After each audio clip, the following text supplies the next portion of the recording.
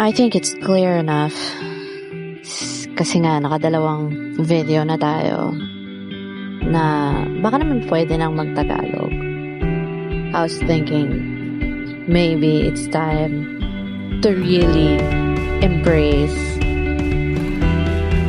my being a Filipino. Kasi nga, why not? I am a Filipino. And so,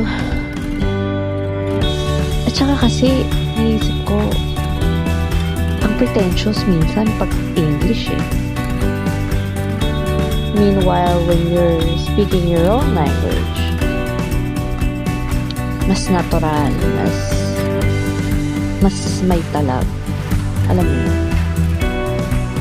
And so, nag-record na naman ako in English. Pero kasi parang, there's nothing there. It's just like I'm performing. And that's the last thing that we want. Because the world is filled with performers already. So, ang kinakwento ko dun was about a character in a book that I've read before, which is called Atlas Shrugged by Ayn Rand. Maraming may ayaw kay Ayn Rand, actually. Kasi masyado siyang, alam mo yung parang Karen. Masyadong stiff ang mga paniniwala niya. Actually, asar ako sa kanya before because siya yung nagsabi ng ayaw niya ng altruism kasi natututo daw yung mga tao ng handout, hindi yung natututong magpakahirap para sa sariling, alam mo yun, sa sariling benefit. So, sabi ko, ang yabang naman nito. Kung walang tutulong sa iba, who's gonna help those really helpless people? So, dun ko nakilala yung author na yon. And because of my curiosity, I read her book, Atlas Shrugged. And surprisingly, I liked the book because it's about a woman called Dagny Taggart na tagapagmana ng isang railroad company. And tingnan nyo na lang yung synopsis sa Wikipedia, okay? Basta, all I know is that I love Dagny Taggart. And tuwing may mga moments ako in my life na parang meaningful or malalim, I always ask myself, Dagny, can you see me now? Dagny, can you see me now? Parang kasi siyang, alam mo yung highest potential mo, yung perfect version of you. Parang siya yun.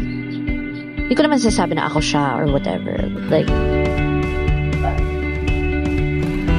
yung ganong image na nilolook up mo, siya yun for me.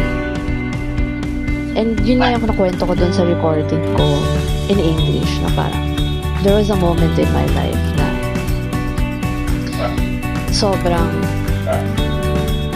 naapektuhan ako ng philosophy ni Ayn Rand. I read all of her books, Fountainhead, the rest of it. And parang dun ko na-realize na ang dami palang tao. Matagal ko ng realization to. Graduate na ako sa realization na to. But like, iniisip ko that time parang, ang dami palang tao, no, na katulad ko, na, and I am one of them, na parang, hindi nila gusto yung ginagawa lang nila yung ginagawa nila because they have to. Yung animosity sa trabaho, yung suffering ng commute, alam mo yun? So parang, nung time na yun, naiisip ko nung time na yun was, proud kaya siya sa akin, si Dagny, if ever she's seeing me and she's my big sister. Parang, nakaka-proud ba tong ginagawa ko? May marami kang moments sa ganon, especially when you're younger, na parang, yung mga minor existential crisis mo na iniisip mo, ano ba naman yan, Emily? Inyo mo. Anyway, mapapaisip ka na parang, nakaka-proud ba itong ginagawa ko? Tama pa ba itong mga ginagawa ko?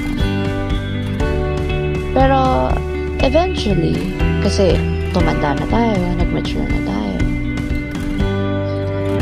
useful pa rin sa akin yung moments ko when I ask myself, Dear Daddy, can you see me?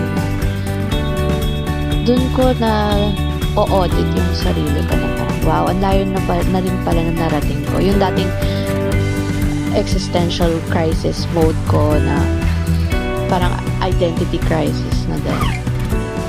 Parang mas okay na siya ngayon. And yung mga natutunan ko is not for nothing. Anyway, hanggang doon lang. Bye!